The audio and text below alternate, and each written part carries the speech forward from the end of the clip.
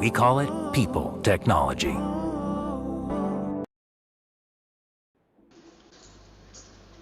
Well, that was tough to watch. I think the cameras picked up my reaction even before we've gone live. But 90 for 9 is what the Rajasthan Royals have managed. It could have easily been the lowest score in the IPL batting first. But that's where we are at halftime on Maruti Suzuki Presents ESPN Cricket for T20 timeout. Whether you're a powerhouse like Carlos Brathwaite or an opening bat like Gautam Gambhir, you do not want to be batting on this fairly ordinary Sharjah surface. Let's go to Gautam and try and ask him to sum up these 20 overs. Gautam, what just happened? Painful for me. I reckon. Obviously the wicket wasn't best for T20 cricket, but again, I think it wasn't the wicket where you would get bundled out for what 90. You still probably the kind of start you got. You should have still managed to get 130, 140, which still would have been a par total after the start where what Rajasthan got. Probably some ordinary shots as well. Yes, you can blame the wicket. Yes, you can talk about that the ball was keeping low, but there were some absolutely ordinary shots as well. Carlos, first thoughts?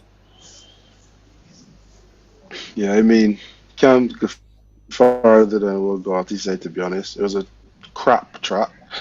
And I honestly fear for the playoffs and for the World Cup because the wickets have not been conducive to quality cricket. Not necessarily because the totals have been low, but you want a pitch that if the bowlers bend the back, they get something out of it. Spinners able to use the guile, and batters can trust the bounce of the track. And then batting wise, a fantastic start in my opinion.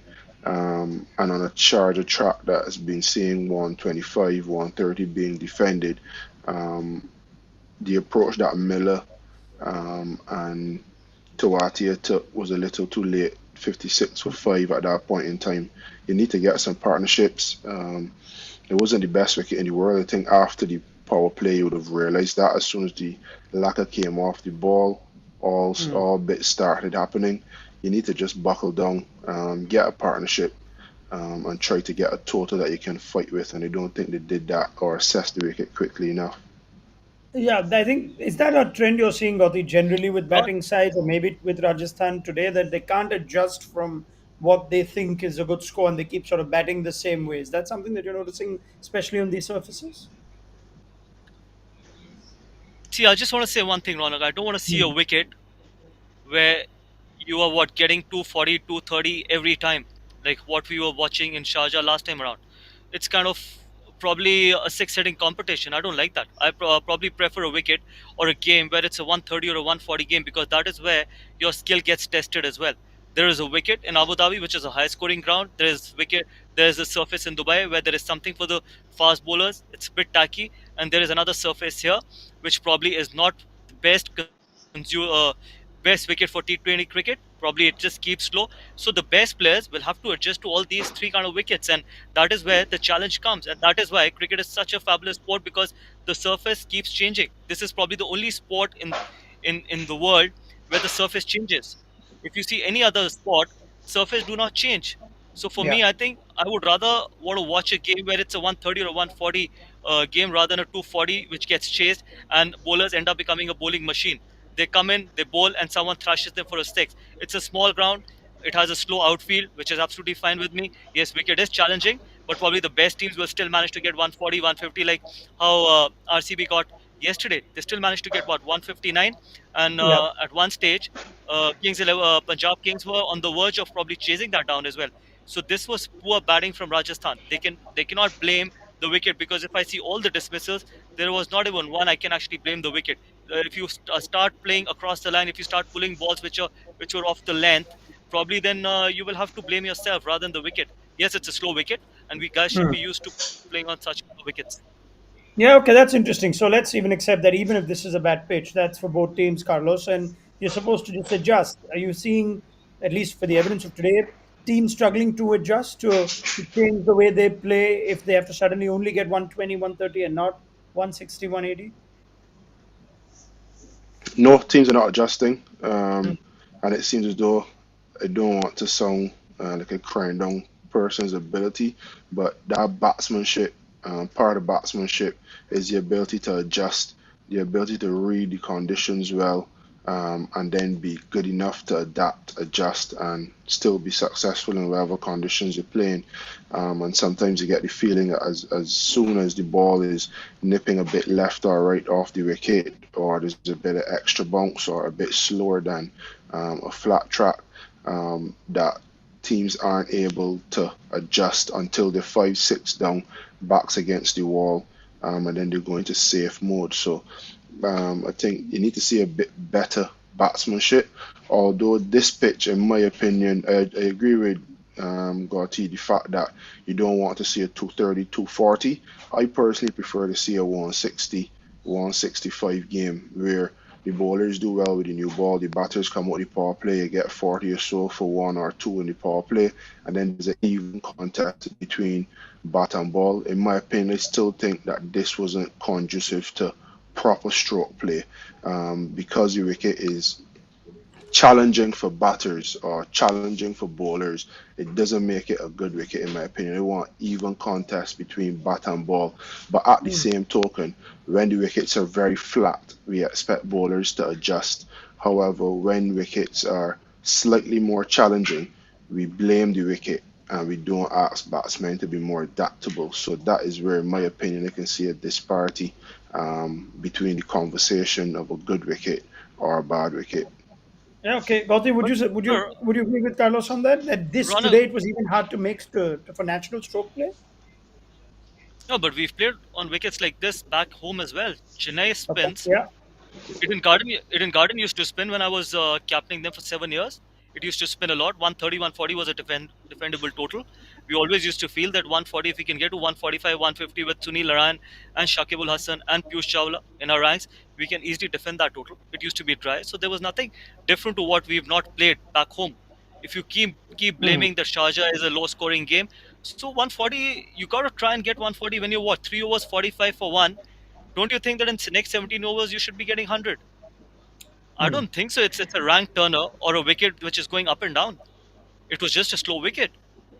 And when you've got people like Sanju Samson, David Miller, who's played so much of international cricket, Sanju Samson has played international cricket. These guys should be able to adjust, thinking that this is a pass score. When you've got such a great start, it's not that you were 6 overs 20 for three, and then you've got bundled out for 89. You were 3 overs 45 for one. So probably it's bad batting, and it is not the first time we've seen that in Sharjah. We've seen that Yeah. at Eden Gardens. Chennai spins every year. It's a low wicket, and there is nothing new that these guys have not played on. Fair enough. All right. 7 for 26 between Nathan Coulter-Nile and Jimmy Neesham. As hard as it might have been for the batters, credit to firstly Mumbai for getting the selection right, Gotti, as well as these two for giving very little away. Seem to be just perfect this wicket for that sort of bowling. Yeah, just kept hitting that good length and probably got all the rewards as well. Didn't try to do anything different. Didn't try to be cheeky. Didn't try to mix up a lot of things. Didn't try to change the length as well. Sometimes simplicity is a bliss. If you keep things simple, if you keep hitting that good area, a good ball is a good ball. Whether it's in T20 cricket, test match, or one day cricket, you got to probably a good length is probably making the batter to do all the work, and that is exactly what Nathan Coulter-Nile and Jimmy Neesham did today. I reckon you'd be unplayable on this pitch, Carlos Brathwaite. I would like to think so. Yeah, I like as Gotti said just now, the simplicity is what thing. And to be honest, before the game, and I spoke about Polly being a probably more challenging proposition than Jim Nisham. I thought it would have been a slower kind of turner that Polly can get his cutters in, but actually once you run in, hit a good length, hit the top of off stump, top of the stump. You actually were in business, and a few injudicious shots as well. As soon as batters start going across the line, um, against that length that is the top of the stump, you're always in business. And you see Evan, as soon as Evan lost his wicket, that seemed to be the mode of attack. Just bang the ball into the track, and they did that well. Okay, in spite of this, it seems like Mumbai should get these runs easily. But is this still an important innings for Ishan Kishan now, Gotti? It almost seems like there's more pressure. If he gets an unbeaten 30-40, then that's the bare minimum. If he gets out cheaply here, again, there'll be all sorts of doubts cast on his World Cup spot and whatnot. How would you like to see Ishan Kishan back? Doesn't matter to me. Just go out there, Hmm. play freely, play the way you want to play. 90, you're chasing, you're batting at the best time of probably of the game. In the first 6 overs against the new ball, just go for it. Don't think about World Cup, it's too far away. Don't think about what's going to happen in the next game. Stay in the present, watch the ball and react. And that is when you play the best. Don't think that if I don't score runs, what will happen? Let people talk what they want to. You can't control the Hmm. uncontrollable. All you can control is what you do in the middle, and I hope he does the same. Just goes out there and play his natural game, and if he sees it in his arc, probably go hit it out of the park. Gautam is just joining us today. I must tell you, Carlos Brathwaite has this impeccable consistency in predicting games. He's got about 90% of them wrong. So let's ask him right And now. I've not Uh, and mine is not even 9%. yeah, I know. So you know what? It's not you guys. It's been this. The IPL has just disappointed us. It's let us down. These teams. So let's ask Carlos. Carlos, Mumbai or Rajasthan? Mumbai. Okay, I thought as much. I should have said how long for Mumbai to get these runs. All right. Ishan Kishan's walked out. Let's pick the chat at the end of the game. Thank you, Gautam Gambhir and Carlos Brathwaite. Yes. Should be easy for the Mumbai Indians. We'll pick up the conversation on Maruti Suzuki presents ESPN Cricket for T20 timeout. At the end of it, remember net run rate Aye, aye.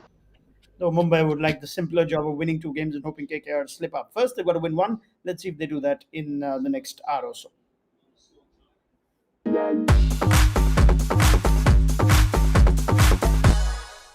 We call it people technology.